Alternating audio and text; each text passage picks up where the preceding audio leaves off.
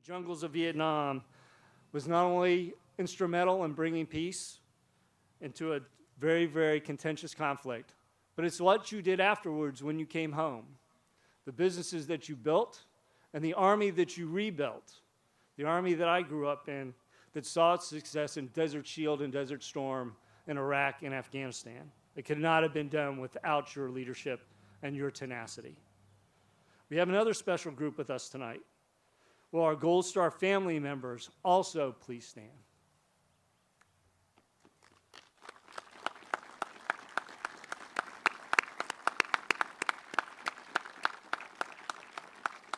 We are honored that you grace us with your presence as we rededicate this wall that honors not only your loved one, but the over 58,000 of their fallen comrades. Thank you again for being here this morning. May God bless you, and may God bless America.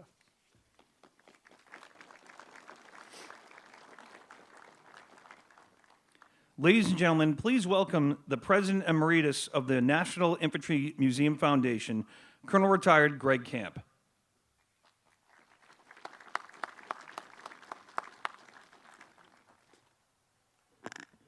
Good morning. I've been asked to come up and talk to you a little bit about the history of the Dignity Memorial Vietnam Wall and the National Infantry Museum. So the traveling version of this wall that you see in front of you was on display at what we refer to as the old museum on Fort Moore, then Fort Benning, about 2006. So when the museum opened in 2009, we were well aware of the wall that we see in front of us. So we went to Dignity Memorial and asked them if we could have the wall here for Memorial Day in 2010, just shortly before our first anniversary. And we got it for about 18 days. And it was set up right behind where you are right now, where the Global War on Terrorism Memorial currently exists. And we had literally thousands of visitors that came in that 18-day period. And it also served as the catalyst for the Welcome Home Vietnam ceremony that was conducted during that time frame. We had more than 500 Vietnam veterans that lined up in the World War II Company Street and marched up the ramp that these soldiers will march up in just about an hour. And on both sides of the parade ground were all the colors of every unit at Fort Benning. And there to welcome them was Colonel Ralph Puckett. If you look in your program, you can see him, arms raised up, welcome home. We realized the power of this wall at that time. So as they were taking it down to go to their next location, we said, you know, if you ever want to retire that thing, you know, we're here. And they took it apart and they nodded politely and moved to their next location. So a couple years later, about 2012, Ben Williams, who at that time was the president of our foundation, said, you know, let's go down to Houston. Let's make a pitch to see if you know, we can get them to retire it here. So we put together this PowerPoint presentation. We thought it was a very powerful case to retire it here. And in typical military fashion, you know, the bottom line's up front. So the first slide was, you know, we're here to ask you for consideration of retiring your Dignity Memorial Vietnam Wall at the National Infantry Museum. And they said, you got it. We never got to the second slide. They had clearly thought about this before we got there. So we didn't actually get it permanently at that time. We got a 5-year lease on it. Ben and another gentleman, Dick Nuremberg, went down to Fort Lauderdale, which was their last place this was before it came here, to talk to the folks about how to set up for it. And the foundation you see here was what we installed for the wall when it came to us in 2014. And in 2014, we had a dedication ceremony very similar to this. It was a powerful ceremony. General McCaffrey, who you'll hear later, was a guest speaker. Also, Jack Jacobs, Vietnam-era Medal of Honor recipient, spoke. We had a symposium in conjunction with that, 4 Vietnam Medal of Honor recipients, 4 Vietnam POWs. It was a powerful, powerful event. But as we had hoped, once we got the wall up here, it was the catalyst for all sorts of reunions here, and people from graduation, just like the parents that are here today, they would walk by on the way to their son's graduation, and they'd come by and look at the wall. And it was everything that we had hoped it would be. But as you can see very clearly now, the Georgia sun is very powerful. And as the sun goes to the west later in the day, it shines bright on this wall. And the wall, by design, was lightweight. It was made out of acrylic, sort of a fiberglass a structure, and it wasn't really designed for long-term use at one place. It was normally put up for a week or maybe 10 days, taken down, maintained, and taken to the next location. So after 3 years in the Georgia sun, the wall had become faded to the point where you could barely read the names and you couldn't etch it. It was about the same time that we built the Global War on Terrorism wall, which is behind you, and it's in granite, and it's a beautiful memorial for that war as well. But we realized that we couldn't have the faded Vietnam Wall juxtaposed against the beautiful Global War on Terrorism memorial. So we resurfaced it in 2017. We put a vinyl cover over it. It looks exactly like the one you're looking at right now, but it was just vinyl. Think of like a very thin aluminum sheet. And the names were painted on there, so you couldn't etch the names. But we did have a very nice ceremony for that resurfacing. On Veterans Day 2017, we had a ceremony to dedicate the resurfacing of the Vietnam Wall, and we had dignitaries from Dignity Memorial come up here. Jay Andrews, who was a high-level executive, came up here for that ceremony, and at the ceremony, he gave us a slip of paper and said, "You now own it." So our 5-year lease became permanent. So we've owned the wall since 2017. But we pledged to him, and we pledged to you Vietnam veterans, that it would eventually become a granite wall. It needed to be a wall where you could come up and you could not only read the names of those there, but you could take your fingers across them and you could etch their names in a piece of paper and take it home with you. So it's taken us a long time to do that, but that's what we're here today to do, is to honor this traveling wall that's now become a permanent wall here. In addition to making it granite, we've also added 5 new panels, and I hope that after the ceremony you'll go and look on the far end of the wall. These 5 panels give more context to the war and talk about the aftermath of the war as well. And they also pay tribute to our allies who fought in that war alongside of us. So we're here today to dedicate this wall, and we appreciate everybody who's here with us to do that.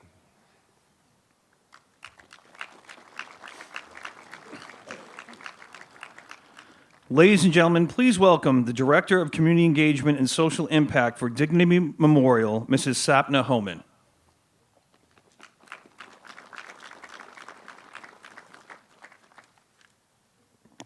Good morning, everyone. Thank you for having me here today. I think crossing the grass in my heels will be the toughest part. Talking to you all, hopefully I'll make it back okay, but talking to you all will be the fun part. First of all, I want to thank everyone, the entire team at the National Infantry Museum, for the completion of this project. I know firsthand that it's been a long road, but today is finally here, and congratulations, you did it. Please give them a round of applause for that.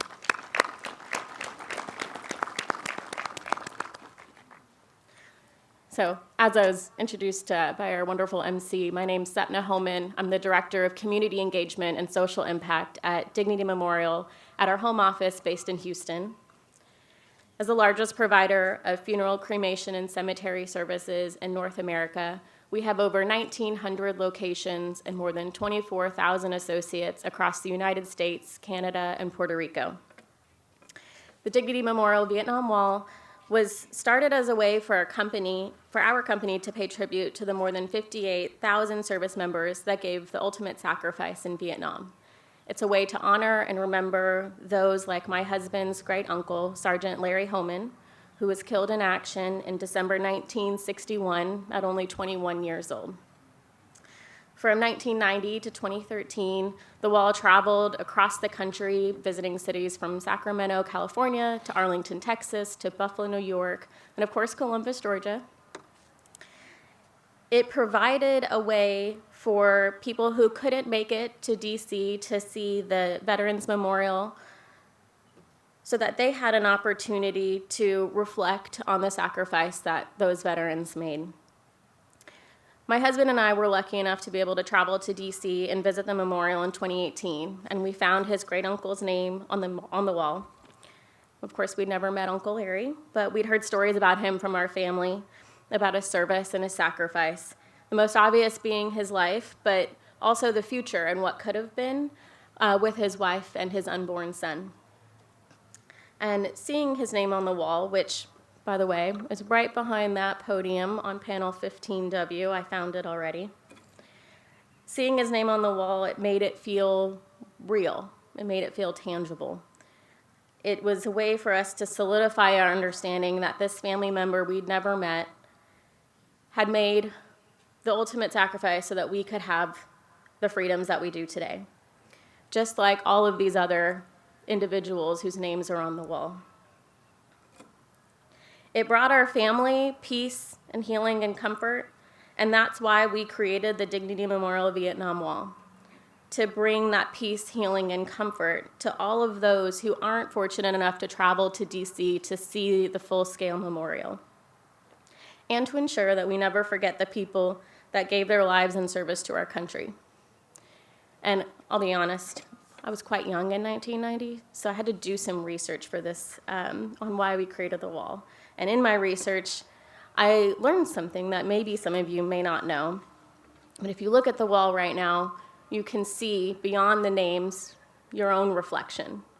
And that is the coming together of that past and our present. And that is what happened when my husband and I saw Uncle Larry's name on that wall, was the coming together of our family's past and the present and where we are today. And at Dignity Memorial, we aim to create remembrances and celebrate lives. We believe in supporting families before, during, and after the service, which is why it's our mission to honor those who serve and comfort those who grieve. And through the Dignity Memorial Vietnam Wall, we were able to do both.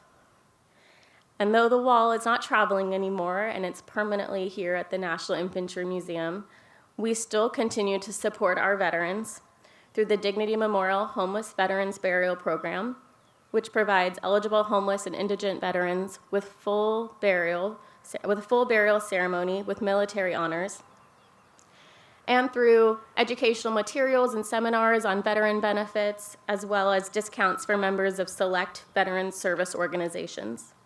We're also the founding community partner of the We Honor Veterans program, a collaboration of the National Hospice and Palliative Care Organization and the Department of Veteran Affairs. And much of our veteran programming is truly driven by our associates themselves. 5 years ago, we formed Salute, a voluntary associate-led group that is dedicated to providing programs and initiatives on veteran wellness and advancement internally and externally. We're also committed to recruiting and hiring veterans through a dedicated page that allows new veterans to input their military job code or job title so that they can find a position that aligns with their military experience, just to make that transition that much easier for them. With almost 1,000 veterans in our associate workforce, we found that transitioning from military to civilian life, veterans of all ages are innately wired to continue to serve others. And working in the funeral profession is a natural extension of the work they did in the military. As Colonel Camp said, since March 2014, the Dignity Memorial Vietnam Wall was on temporary display at the National Infantry Museum, where thousands more individuals could visit the wall and reflect on its meaning to them. A few years later, we knew the wall had found its permanent home, and we decided to make it official on Veterans Day 2017. The National Infantry Museum truly sets the standard in honoring veterans, and we're proud to partner with such a prestigious organization whose work aligns with the cause that our associates are passionate about. And we know that this next chapter of the Dignity Memorial Vietnam Wall, refaced in granite, will bring peace, healing, and comfort to many more generations who will be able to reflect on and remember those who died in Vietnam. And that would not be possible at all without the National Infantry Museum and all the donors who saw this project through. So thank you to the entire team at the museum for your continued efforts to remember and pay respect to all of our fallen soldiers. Thank you for inviting us to join you in the celebration of the newly refaced wall, and congratulations to the graduates. Thank you.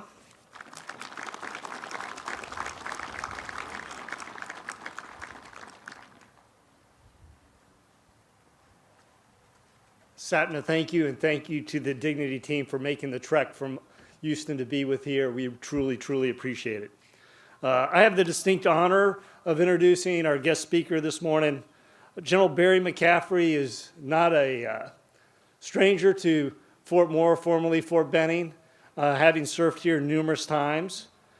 Having been in the Army for over 32 years, when he retired in 1996, he was the most decorated general serving the United States Army, having been awarded 3 Purple Hearts for his wounds received in combat, 2 Distinguished Service Crosses, the nation's second highest award for valor, and 2 Silver Stars for valor. He served overseas for more than 12 years and 4 combat tours with the 82nd Airborne Division, the Vietnamese Airborne Division, the 1st Cav Division, and during Desert Shield, Desert Storm was the commanding general of the 24th Mech Infantry Division, homed at Fort Stewart, Georgia, with 1 brigade that he attached here from then Fort Benning off of Kelly Hill, the 197th. During his numerous accolades, I hope that the one that he holds highest is that he is the 2015 Doughboy recipient, which is the award given for a lifetime of service to the infantry. He is a proud father and has 1 other infantry son that followed in his footsteps. Ladies and gentlemen, General Barry McCaffrey.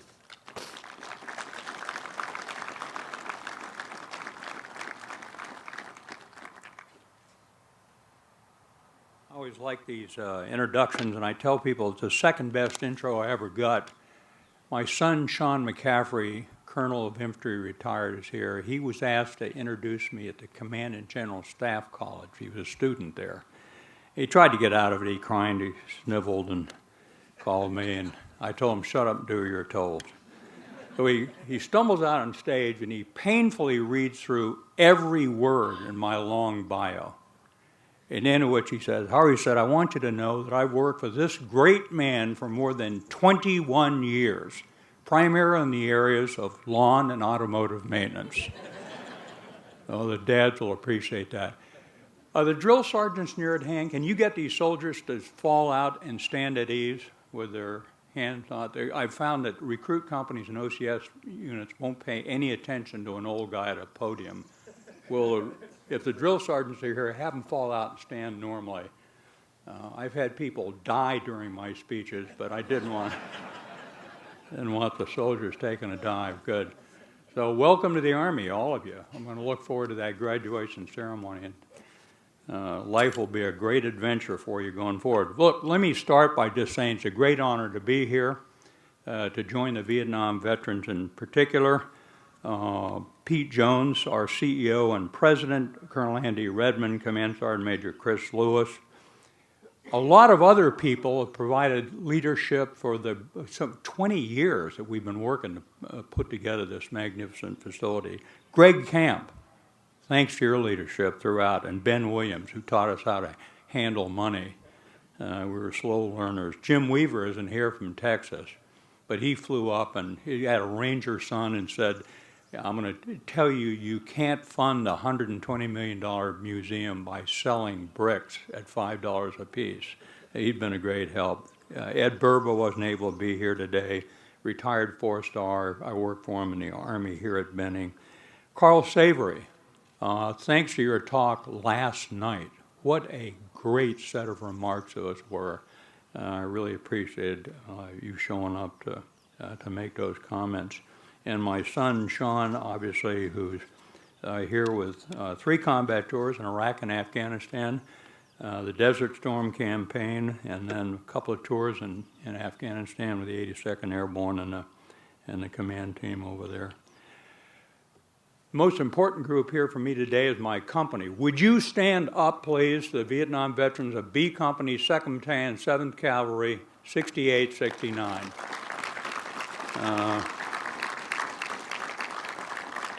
Some of them came a long distance. We've been together having reunions for the better part of almost 50 years now. They took care of each other in combat. They're still taking care of each other. They're just great soldiers. You know, rifle company in Vietnam, 68, 69, we lived like wild animals. We dug like moles. They were young, courageous, aggressive. The leadership of that company came out of then Fort Benning. OCS battalions, I think there were 6 OCS battalions cranking out lieutenants with 2 years of college and drinking too much beer, so they ended up being drafted. And then the instant NCO program, which kept the Army together in combat for 5 years. Splendid young soldiers. The 2 honor graduates of an instant NCO course were staff sergeants when they graduated. So they'd come into my company at, you know, in the dark on a Huey helicopter. We'd give them a week to get acclimatized, and then they were squad leaders or platoon sergeants or platoon leaders. Just an incredible set of young leaders, many of them teenagers. Mick McMahon's here, Artillery FO, OCS Hall of Fame, Silver Star recipient when his 105 Artillery Battalion got overrun. An incredible soldier, very successful businessman. Rick Dorsey. Rich and I are pretty close to each other. Among other reasons, he was 4 feet from me when he got shot right through the helmet with an RPD machine gun. It sort of scalped him and made him a little less groggy than he normally was. He then went on to a career in the Salvation Army, taking care of our most vulnerable among us. Such a good man. Jerry Gass, platoon sergeant, kept us all together in those years, hosted our summer reunions at his lakeside property. Jim Eccles, absolutely fearless, a sense of humor in combat at age 20, an incredible, very successful developer. Larry Brasher and Brad Reeves, who served as great combat soldiers and then went on to very successful lives. And Fred Hall is here. He represents our first sergeant, Emerson Trainer, who we dearly miss. And by the way, Emerson Trainer and I, the company would have 70 to 120 people in the field, maybe, depending on the casualties. It'd be 250 on my morning report, which I never saw. They were wounded and all over the Pacific Rim. But Trainer and I were the only ones normally who were over the age of 25. And we both had 2 Purple Hearts, and we got there and we got our 3rd Purple Heart while running the company.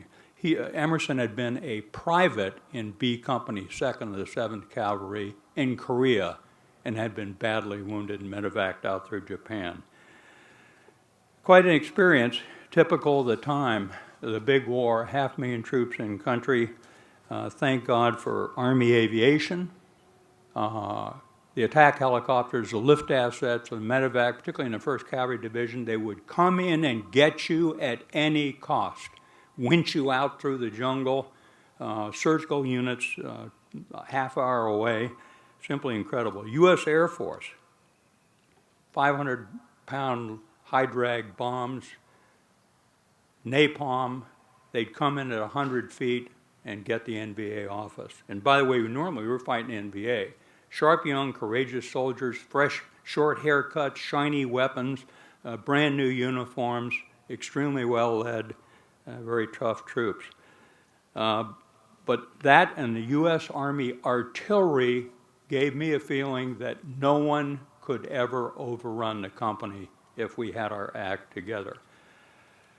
A little note, when, you know, welcome home from Vietnam kind of thing.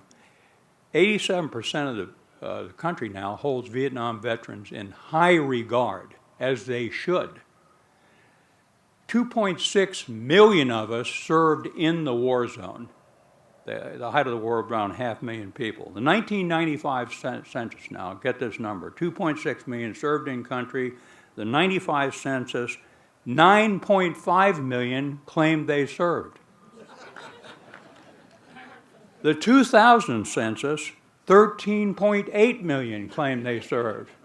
So I just want to welcome home the many who came home and the few who went.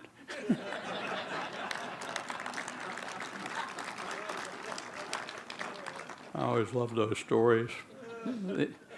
So who served? Average age 19. World War II, the average age of a soldier was 26 in the infantry. It dropped to 19. Most of my company were teenagers, sometimes age 20. Best educated force we ever put in the field. The majority of them, 80%, were high school graduates. 2/3 of them were volunteers. 2/3 of them were volunteers. So to be honest, the way the armed forces got manned was draft avoidance. You know, he ended up volunteered for the Navy, the Air Force, the Coast Guard, reserve components, anything to get out of being infantry in Vietnam and in my company. Pretty low chance of getting drafted. Of 27 million eligible, 1.9 million got drafted. So you actually, generally speaking, many of the soldiers that volunteered were not really avoiding the draft. When you looked at the draft, 500,000 troops in Vietnam, 25% were draftees. When you got to my company, it was nearly 100% were draftees, and they were just terrific soldiers. 97% of the soldiers who served in Vietnam got honorable discharges. They served with distinction. And 90% of those who served in direct combat units like mine are proud of their service and would do it again. What do we learn out of it? And I'd sort of take off on some of Carl Savory's comments. Number one thing we learned out of Vietnam was armies don't fight wars, countries fight wars. And the political leadership has to stand up and explain why we fight. You know, at the end of the day, the American people, if they don't understand what you're up to, will not support prolonged combat operations. And you can't have a disconnect between the political leadership and their children and the children who actually serve in combat. There can't be that disconnect. When President Nixon changed the draft system, and they went to a lottery, and they started drafting 26-year-old married people with college degrees and children, it rapidly evaporated the support for the war. Instead of the 18 and 19-year-old guys in my company, many of whom volunteered for the draft because their uncle served in the Korean War, their dad was in World War II.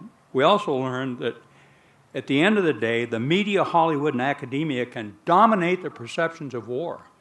We got to deal with it. We have to educate them what we're up to, be transparent with them, try and shape their understanding of what we're really up to. We also learned our power is in our allies. You know, at the end of the day, when Congress turned off the dollars to support Vietnam, the Vietnamese army started to unravel because they saw the end coming. And I would argue the same thing happened in Afghanistan when both President Trump and then Biden ran for office saying we're coming out of Afghanistan. And Congress started to pull the plug on the money. Probably the most important thing we learned was that when the country's in trouble, young Americans, women and men, will step forward and defend us. And I have to remind, a lot of the politicians never hear this number. I just had one of my four-star Navy friends ask me where I got the number. 60,000 killed and wounded fighting in the war on terror, primarily in Iraq and Afghanistan, but also all over the globe as special operations units. It's been an enormous sacrifice, and we're proud of them. So now here we're standing here with these young soldiers who have also stepped forward, and their parents, many of them are here to watch them graduate, coming through Fort Moore and headed out to defend the country. By the way, I was privileged to know General Moore fairly well. He was a family friend. He was a lieutenant in my late father-in-law's parachute infantry battalion up in Hokkaido, Japan at the end of World War II. By the way, it always amuses Sean and I. My dad served in 3 wars and 8 years in combat. My late father-in-law made 3 combat jumps in the Pacific with the 11th Airborne. We never heard a war story out of him until a few years before he passed away. Me, you can't get me to shut up about it. My wife Jill was born here in '43. I am always proud to be associated with now Fort Moore. And by the way, we've got Gracie Galloway here. Joe Galloway was a personal friend I've seen probably more combat than anybody in uniform as a reporter. And if you have not read We Were Soldiers Once and Young, make sure you do. It's one of the best 5 books ever written about small unit combat, bar none. So to all of you, the Vietnam veterans, I'm glad you're here. I'm really proud of the Infantry Museum and Fort Moore for sponsoring, supporting all this activity. We're about to have a Korean War memorial. We're going to have a Gold Star family memorial. The World War II statues, a lot of them are on the Walk of Honor up there on the hill, if you get a chance to see that. And it's a place of reflection. And I tell people that Fort Moore is much more important in most ways than Harvard, Stanford, Notre Dame, etc. This is a place the country is put together and protected. So God bless all of you that served in uniform before and for those who are now serving. Thank you.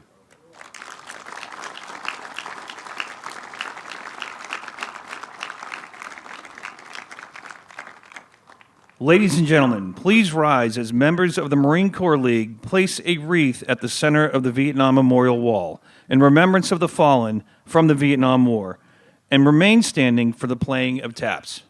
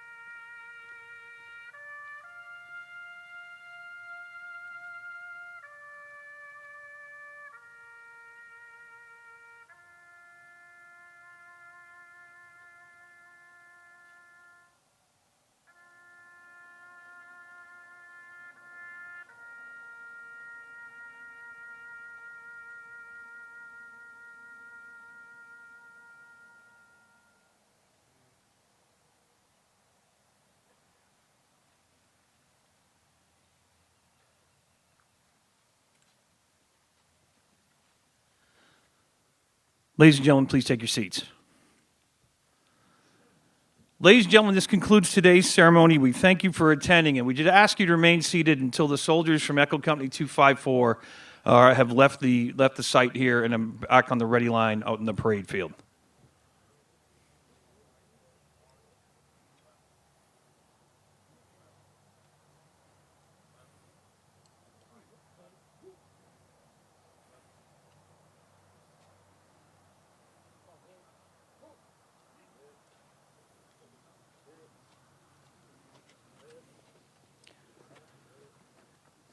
Once again, ladies and gentlemen, thank you for attending today's ceremony. We invite you all out to the stadium on our adjacent Inouye field to watch the graduation ceremony of Echo Company 254 Infantry, which will then be followed by a reception on the mezzanine or second floor of the National Infantry Museum for our Vietnam veterans and their families. Thanks for coming. I am the infantry. Follow me.